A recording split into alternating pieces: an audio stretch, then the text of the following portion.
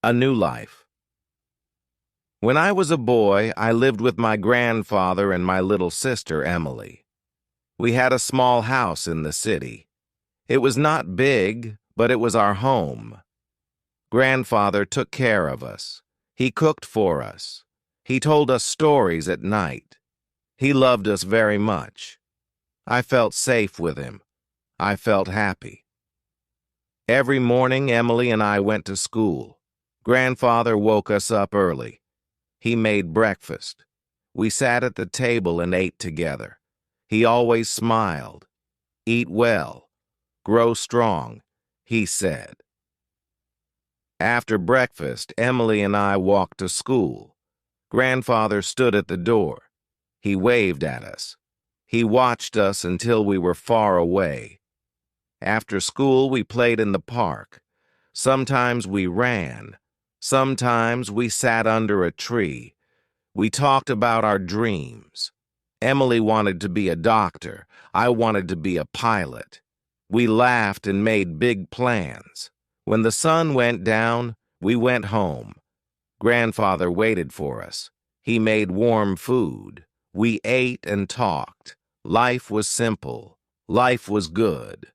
But one day, everything changed. I woke up early. The house was quiet. Too quiet. I went to the kitchen. Grandfather was not there. The stove was cold.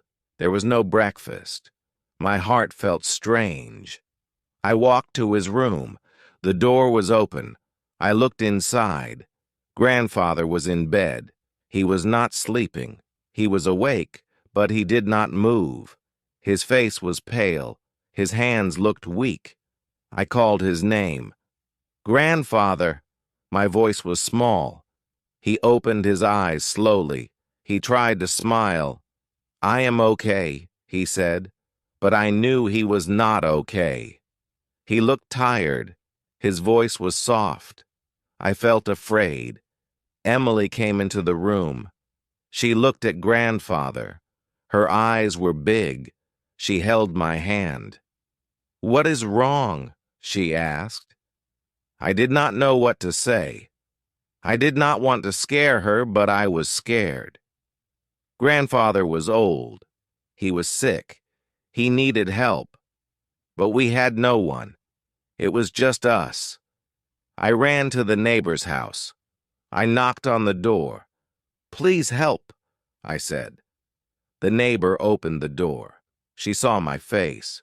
She knew something was wrong. She followed me to our house.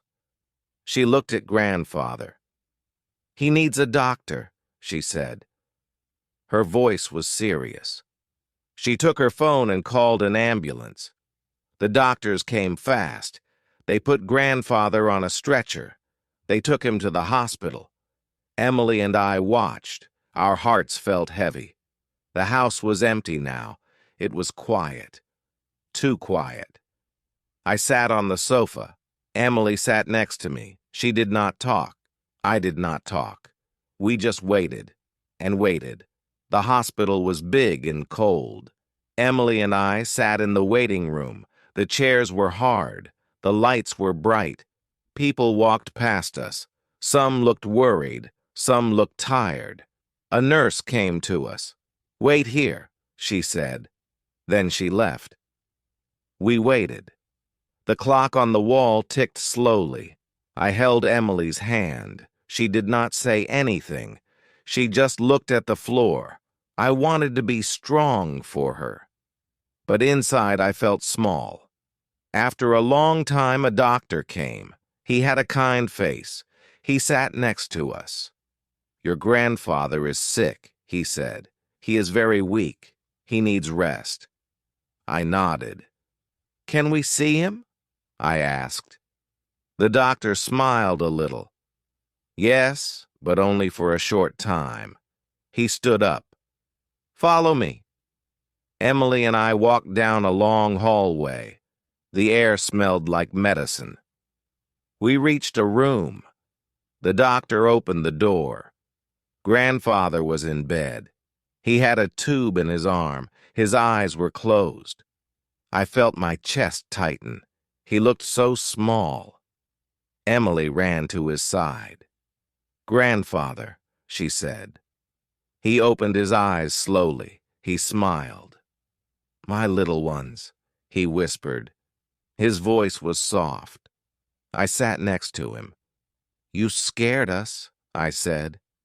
He laughed a little, but then coughed. "I am okay," he said.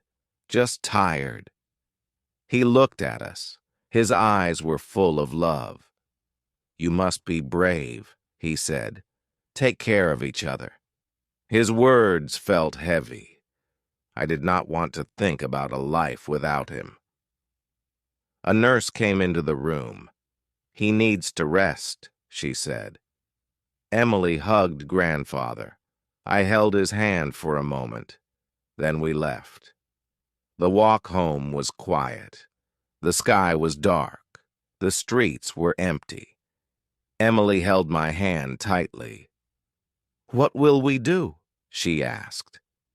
I did not have an answer. I just squeezed her hand. I knew one thing. Life was about to change. The house felt different without grandfather. It was quiet, but not a good quiet. It was empty.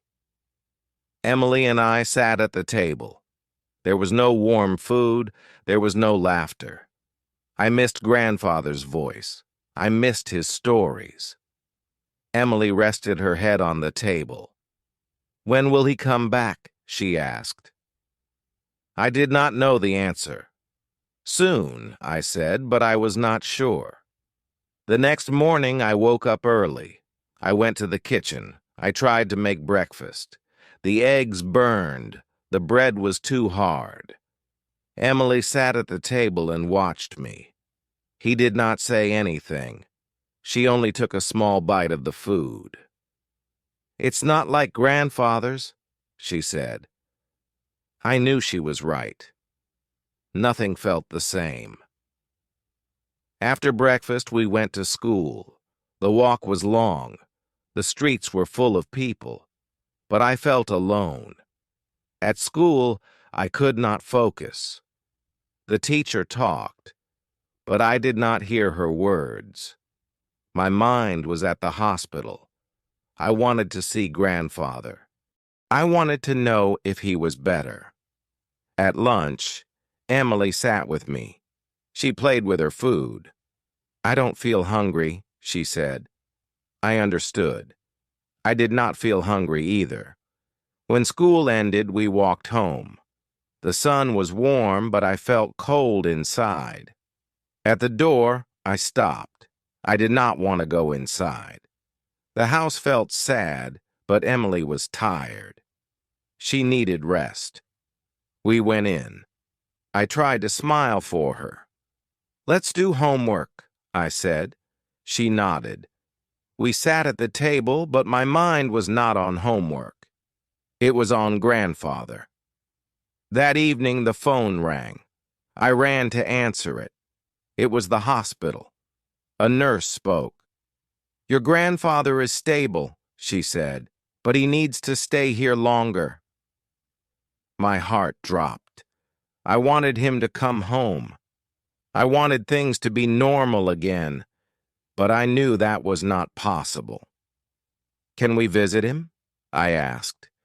The nurse said yes. I felt a little better. The next day, we went to the hospital again. Grandfather looked tired, but he smiled when he saw us. "How are my little ones?" he asked. Emily hugged him. I sat beside him. "We miss you," I said. He touched my hand. "I miss you too." He looked at me for a long time. "You must be strong," he said. "Take care of Emily." His words stayed in my heart. I knew he was telling me something important. When we left the hospital, the sun was setting. The sky was orange and pink. Emily held my hand. "I wish grandfather could come home," she said. I nodded. "Me too," I said. But deep inside, I knew that we had to be ready. Life was not the same anymore. Days passed, but grandfather did not come home. Emily and I visited him after school. He was weak, but he always smiled when he saw us. "Are you eating well?" he asked. I nodded, but it was a lie. The food I made was never good. Emily ate only a little. Grandfather sighed. "You must take care of yourselves," he said. His voice was soft but firm. One afternoon, I came home feeling tired. Emily was quiet. She sat on the sofa and hugged her knees. "I don't like this," she said. "I want grandfather back." I sat next to her. "Me too," I said, "but we have to be patient."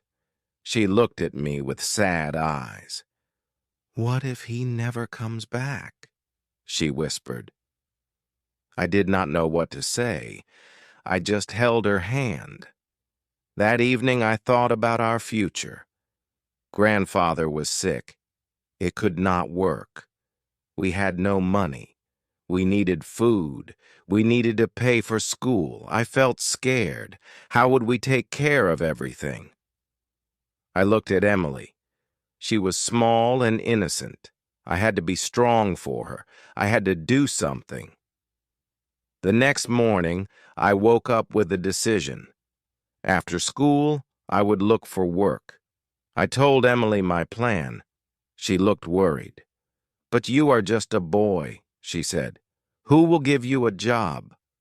I did not know the answer, but I had to try. "I will find a way," I said. After school, I walked through the streets. I looked at shops and restaurants. People were busy. I saw a bakery. The smell of fresh bread filled the air. I stepped inside. A man stood behind the counter. He looked busy. I took a deep breath. "Excuse me?" I said. "Do you need help?" The man looked at me. He frowned. "How old are you?" he asked. 12, I said. He shook his head. "You are too young," he said. My heart sank. I walked to another shop. It was a small grocery store. A woman was putting vegetables on a shelf. I asked her the same question. She looked at me for a moment. Then she sighed. "I can't pay much," she said, "but you can help me clean." My heart lifted. "I will do it," I said quickly. She handed me a broom. "Start now," she said. That night I came home feeling tired but proud. Emily looked at me with big eyes. "Did you find a job?" she asked. I smiled. "Yes," I said. "It's not much, but it's a start." She hugged me. I felt strong. For the first time, I believed that we could take care of ourselves. The next day, I went to work again. The grocery store was small but always full of customers. The woman showed me what to do. I swept the dusty floor. I cleaned the wooden shelves. I carried heavy boxes full of vegetables and fruits. My arms hurt, but I did not stop. I wanted to do my best. At the end of the day, she gave me a few coins. "Good job," she said with a small smile. I smiled back. It was not much, but it was something. When I came home, Emily was waiting by the door. "Are you very tired?" she asked softly. I nodded, but I smiled. "It's okay," I said. "We will be fine." She looked at the small coins in my hand. "Can we buy food?" she asked. "Yes," I said. We went to the market. We bought fresh bread, cold milk, some sweet fruit, and a little cheese. It felt good to buy something with my own money. The next morning, I woke up early. I made breakfast. It was simple, but Emily ate everything. "It's better than before," she said with a grin. I laughed. "I'm learning," I said. After breakfast, we walked to school. I felt different.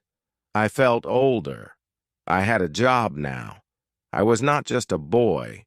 I was someone who could help. At school, I tried to focus, but my mind was on work. I wanted to do better. I wanted to earn more. When the final bell rang, I ran to the store. The woman was waiting. "You are a good worker," she said. "Do you want to work every day?" I nodded quickly. "Yes, please," I said. She smiled. "Come after school," she said. My heart felt light. This job was small, but it was a start. That night, Emily and I sat at the table. We ate together. The house was still quiet, but it did not feel so empty. "You are doing great," Emily said. Her voice was soft. I looked at her. She was smiling. I felt proud. I was not afraid anymore.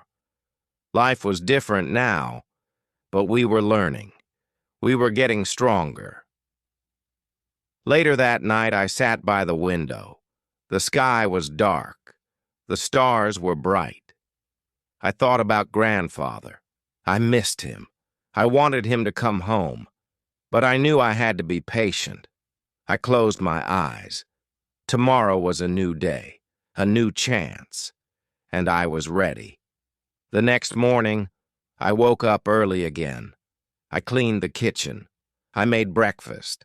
I helped Emily get ready for school. I felt tired, but I also felt proud. We were not just waiting for help anymore. We were doing something. We were taking care of ourselves, and that made me feel strong. After school, I worked again. The woman at the store watched me carefully. "You are very responsible," she said. "If you keep working hard, I will give you more tasks." I nodded eagerly. "Thank you," I said. I wanted to do more. I wanted to earn more. I wanted to make things better for Emily and me. The next day, I went to work again. The grocery store was small but always full of busy customers. The woman showed me what to do. I swept the dusty floor. I cleaned the wooden shelves. I carried heavy boxes full of vegetables and fruits. My arms ached, but I did not stop. I wanted to do my best. At the end of the day, she gave me a few coins. "Good job," she said with a small smile. I smiled back. It was not much, but it was something important. When I came home, Emily was waiting by the door. "Are you very tired?" she asked softly. I nodded, but I smiled. "It's okay," I said. "We will be fine." She looked at the small coins in my hand. "Can we buy more food?" she asked. "Yes," I said. We went to the market. We bought fresh bread, cold milk, some sweet fruit, a little cheese, and a few eggs. It felt good to buy something with my own money. The next morning, I woke up early. I made breakfast. It was simple, but Emily ate everything. "It's better than before," she said with a cheerful grin. I laughed. "I'm learning," I said. After breakfast, we walked to school. I felt different. I felt older. I had a job now. I was not just a boy. I was someone who could help and protect. Later that night, I sat by the window. The sky was dark. The stars were bright. I thought about Grandfather. I missed him. I wanted him to come home, but I knew I had to be patient. I closed my eyes. Tomorrow was a new day, a new chance, and I was ready to face it. A week later, we received good news. The hospital said Grandfather was getting better. Soon, he could come home. Emily and I were so happy. We had learned how to take care of ourselves, but we still missed him. When he returned, we told him everything. He smiled proudly. "You too have grown up," he said.